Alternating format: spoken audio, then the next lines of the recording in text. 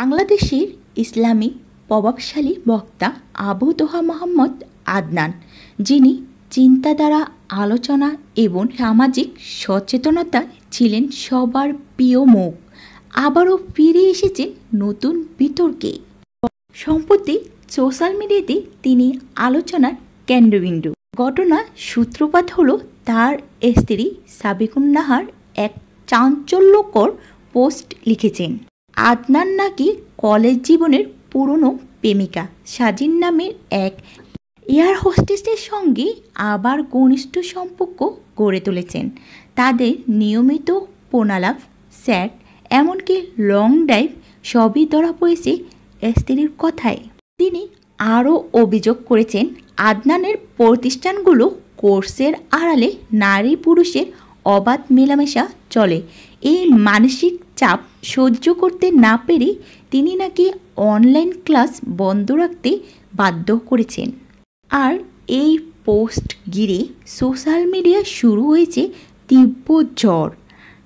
দর্শকরা হতবাক, সমালোচকরা তীব্র সমালোচনা মেতেছেন। অন্যদিকে আদনান জানিয়েছেন তিনি এইসব বিষয় পুরোপুরি অবগত নয়। কেন এমনটি করেছে, কী কারণে করেছে তিনি কিছুই জানেন না। কিছুক্ষণ পরে গল্পের মোড় পাল্টে গেল।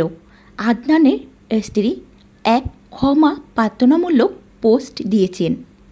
তিনি লিখেছেন, হিংসা ও বিরোধিতার কারণে আমি বিভ্রান্ত হয়েছিলাম। সব অভিযোগ মিথ্যা প্রমাণিত হয়েছে। একজন প্রবৃত্ত মানুষ, প্রবৃত্ত চিন্তা ও কাজের মানুষ। এই হঠাৎ পরিবর্তনই বিভ্রান্ত ভক্তদের মনে আবারও জন্ম নিয়েছে এক নতুন প্রশ্ন। যদি মোবাইল সত্যি চুরি হয়ে থাকে, তাহলে কার হাতে গেল সেই ফোনটি? আর কেনই বা এমন বিভ্রান্তিকর পোস্ট এলো আদনানের স্ত্রীর প্রোফাইল থেকে? সমাজ মাধ্যম এখন সরগরম। কে সত্যি, কে মিথ্যা তা নিয়ে চলছে তীব্র বিতর্ক। তো ভিউয়ার্স, আপনাদের কি মনে হয়, এটা কি শুধুই ভুল বুঝাবুঝি, নাকি এর পেছনেও লুকিয়ে আছে আরও বড় কোনো সত্য? আপনার মতামত জানান কমেন্টে।